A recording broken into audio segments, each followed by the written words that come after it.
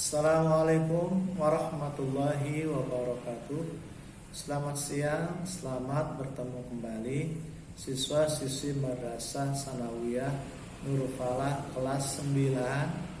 Hari ini kita lanjutkan mata pelajaran Al-Quran Hadis. Untuk menyeragamkan bukunya, maka sekarang saya beri informasi bahwa kelas 9 buku Al-Quran Hadisnya LKS-nya yang seperti ini. Penerbitnya Khazanah, ya, Khazanah. Ini yang kita pakai.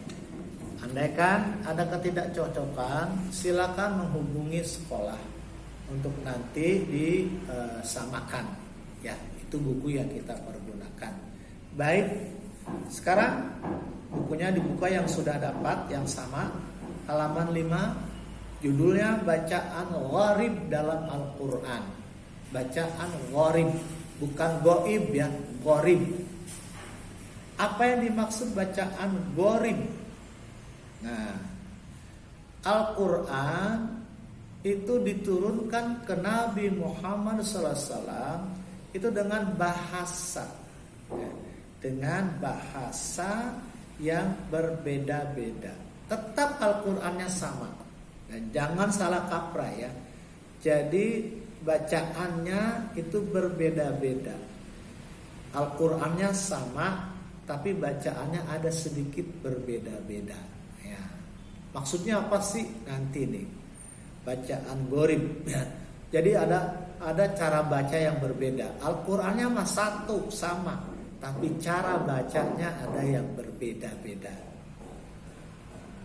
Mana hadisnya? Itu ada di buku halaman 5. Sesungguhnya Al-Quran ini diturunkan atas 7 huruf. Bukan berarti huruf Al-Quran cuma 7.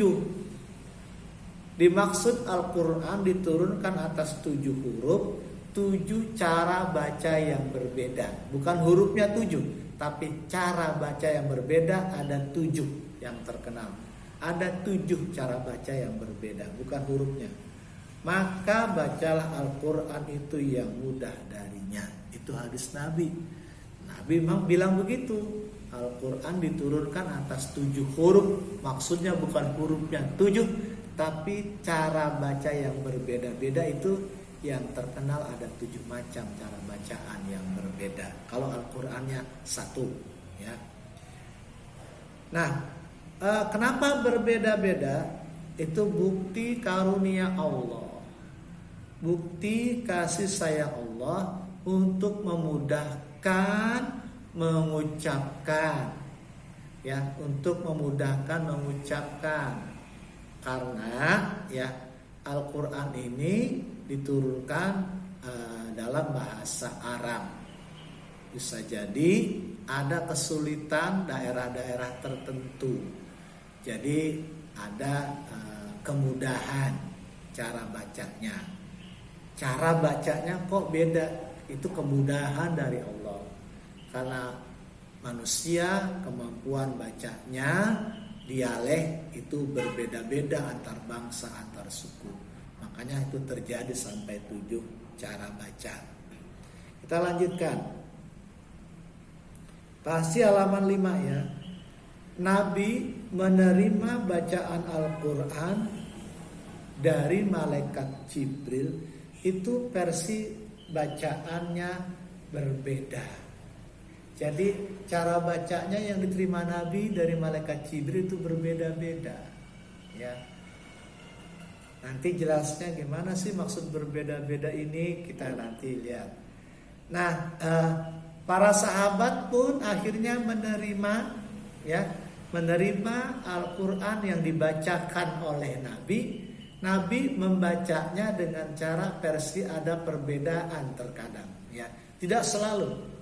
Kadang-kadang Nabi membacanya dengan versi bacaan yang berbeda-beda kepada para sahabatnya. Nah, ahli qiraat di masa Nabi itu, ahli yang baca Al-Quran yang pandai di masa Nabi itu ada Ubay bin Ka'ab, Abdullah bin Mas'ud, Abu Darda, Utsman bin Affan, Ali bin Abi Thalib, Abu Musa al-Asy'ari, kemudian Zaid bin Sabit. Ini sahabat-sahabat Nabi yang ahli qiraat, pandai dan mengerti tata cara baca Al-Quran yang berbeda-beda itu.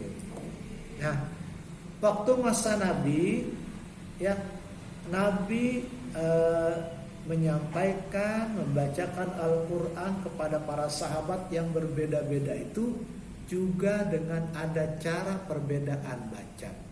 Itu yang didengar sahabat. Sahabat mendengar terkadang ada bacaan-bacaan variasi yang berbeda. Dari sahabat mengajarkan kepada para tabi'in yang diajarkan Nabi tadi dari sahabat. Ya, dari sahabat belajar cara 7 macam itu cara bacanya ke tabi'in. Tabi'in kemudian diajarkan ke tabi'in 7 macam cara mudah baca.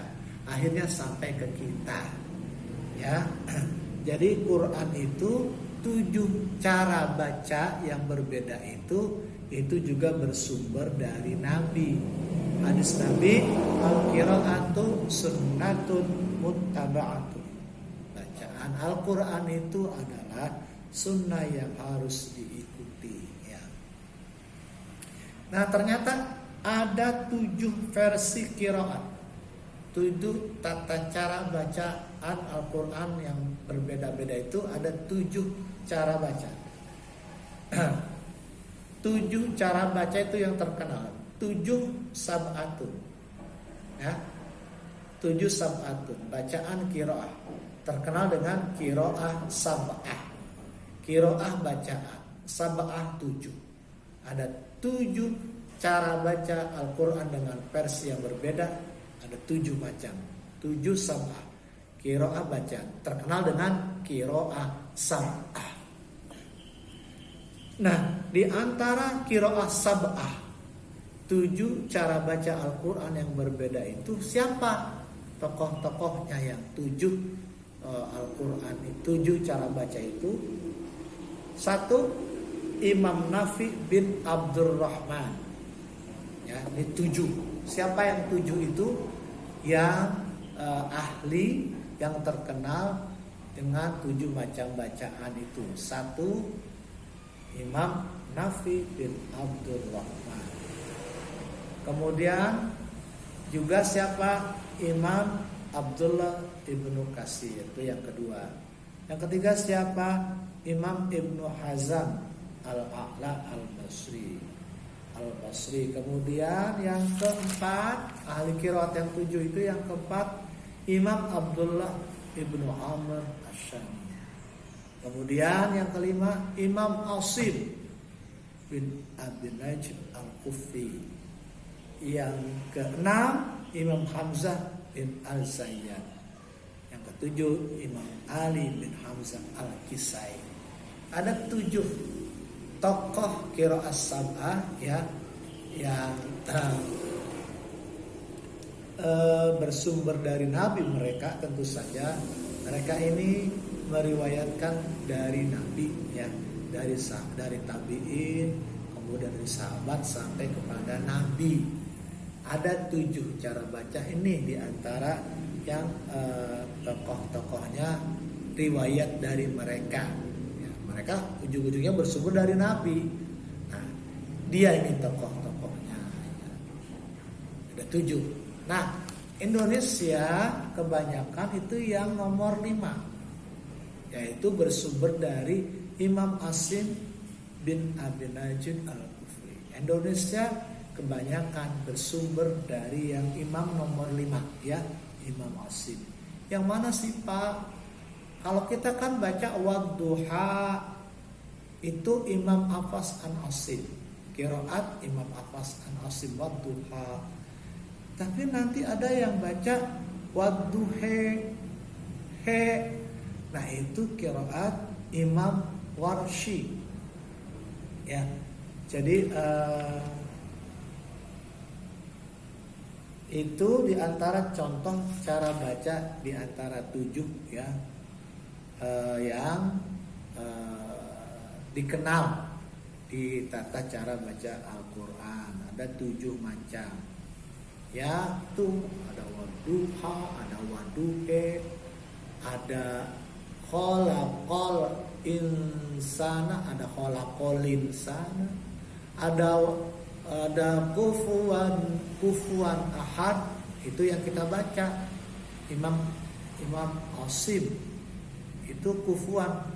Ada lagi yang baca walam yakul lahu kufa, ada yang baca walam yakul lahu kufa, itu macam-macam. Tapi Indonesia kebanyakan bersumber dari imam yang nomor 5, Imam Asim, kufuwan, ya. Sementara ada yang baca kufa, ada yang baca kufan, ada ya, tapi kita banyakkan kufuwan. Nah, itu qiraat yang 5, nomor 5, itu Imam Asim. Baik, sekarang pengertian gharib. Kan judul kita bacaan gharib dalam Al-Quran. Gharib, bukan goib, gharib. Apa sih gharib? Halaman 6, gharib. Kadang-kadang kita di halaman 6 pengertian gharib, kadang-kadang kita baca Al-Quran, ketika baca tidak sesuai dengan tulisannya. Kok bisa, Pak? Ada. Bismillahi di Al-Quran itu surat Hud ayat 41, ya.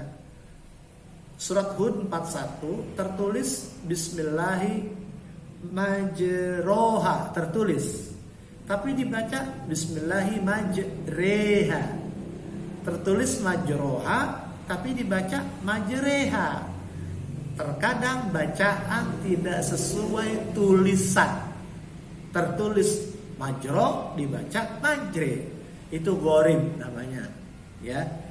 Bacaan yang tidak sesuai dengan kait bunyi, tidak sesuai tulisannya. Nah, itu bacaan, contoh bacaan gharib, ya.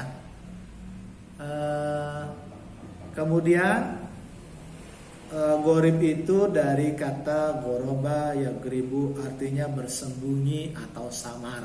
Gharib artinya sembunyi atau samar, ya, samar. Menurut ulama Qur'an, gharib artinya apa sih gharib? Sesuatu yang perlu penjelasan khusus karena samarnya pembahasan atau karena rumitnya permasalahan, baik dari segi huruf, lafaz, arti maupun pemahaman dalam Al-Quran. Jadi memang gharib ini bacaan yang perlu dijelaskan, ya, bacaan yang perlu pembahasan karena memang rumit. Tertulis majroha, kok dibaca majre? Nah, itu bacaan yang gharib, yang perlu dijelaskan, ya, karena memang sulit ini. Itu maksud arti gharib. Contoh gharib yang pertama, bacaan yang gharib, yang tulisan, yang bacaan tidak seperti tulisan atau perlu penjelasan.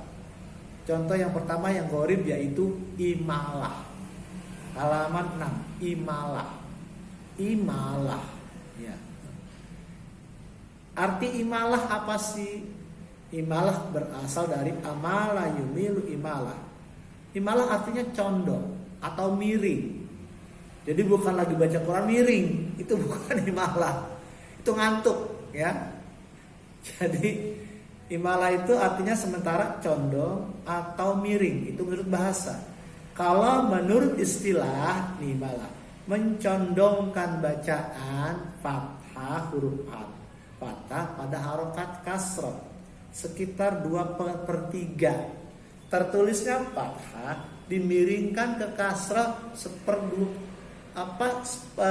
2/3 miringnya. Gimana sih, Pak? Nanti saya jelaskan.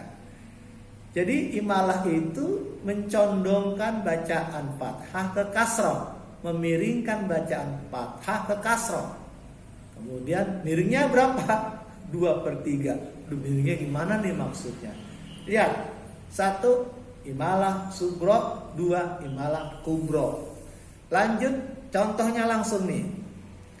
Jadi menurut Imam halaman 7, menurut Imam Hafs, bacaan imalah dalam Al-Quran, imalah yang condong miring 2/3 itu tertulis A dibaca miring kasroh, itu ada di surat Hud.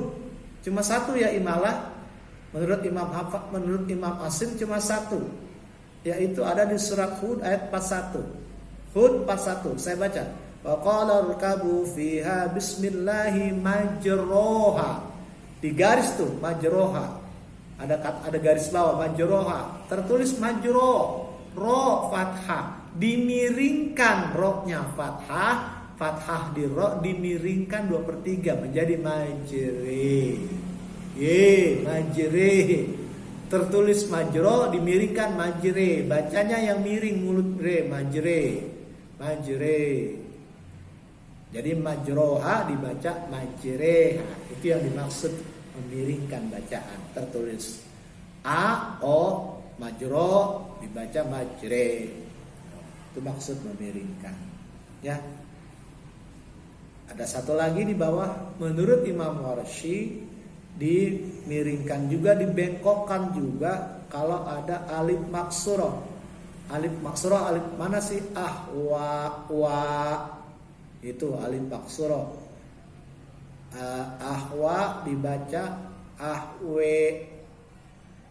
Faja'alahu gusaan ahwa. Itu qiraat Imam Asim yang biasa kita baca.